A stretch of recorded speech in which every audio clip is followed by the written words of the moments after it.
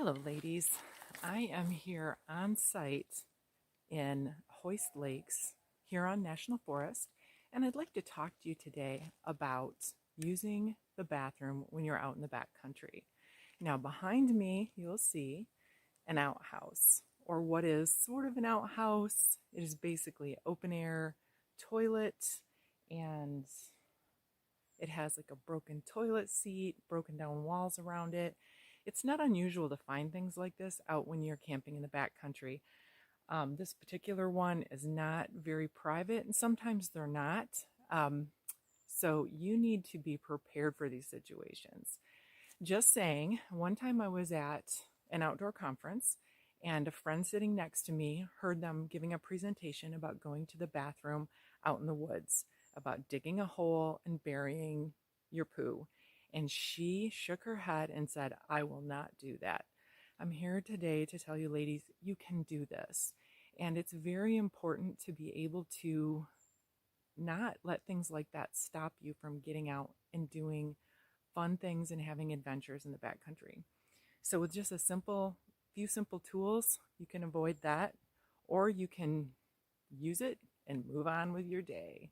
So first of all, you need to know that when you go number two, you need to bury it 6 inches.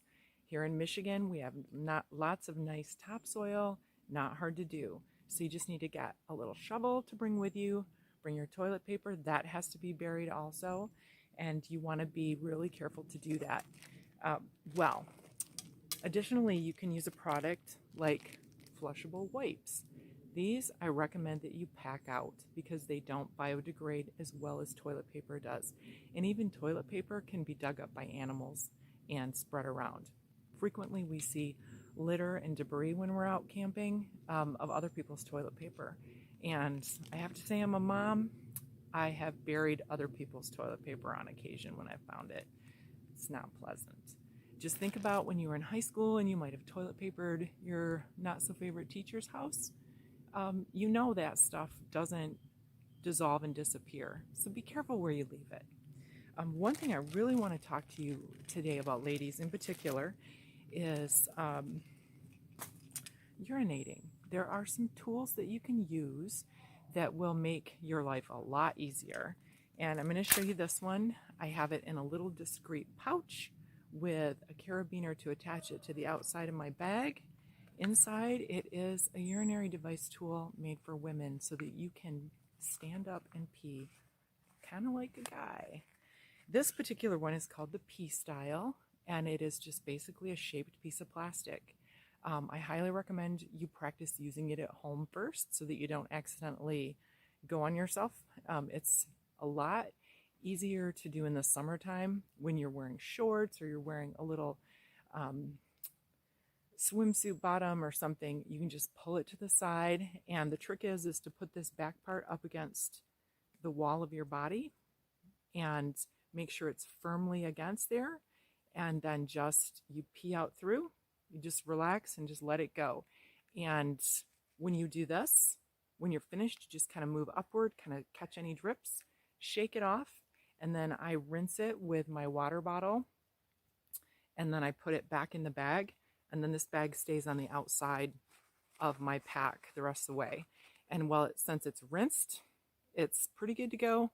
When I get home from a trip, I throw this whole thing in the washing machine with all the rest of my camping gear, with my clothes to wash when I get home. I highly recommend that you look into something like this.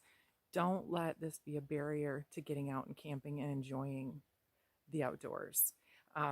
Additionally, dealing with your period while you're on a trip requires a little bit of planning ahead, and you just need to make sure that you pack out all of your menstrual materials, which is not hard to do. You can put it in a Ziploc bag and keep it in a separate container from the rest of your stuff. Keep it with your other garbage that you're going to want to carefully keep away from where animals can get it, either by having a bear line up in a tree, or having it, if you're not in an area with bears, having it up so raccoons or chipmunks don't get into that along with the rest of your food.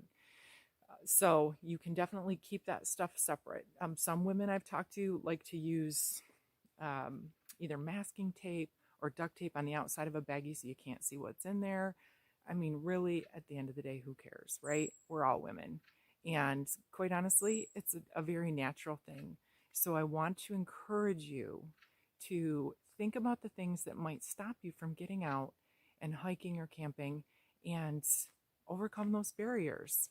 There are a lot of really simple tools that you can get low cost. I got this online. They make a lot of different styles, and you want to make sure that you can go comfortably. You can practice at home. What you don't want to do, a mistake I made when I was first backpacking, is I would try to avoid drinking water, so I had to go less. Well, then you just get dehydrated, you don't feel well. So don't do that.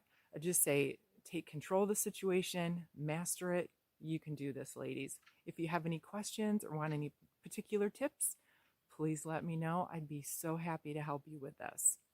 Have a great day.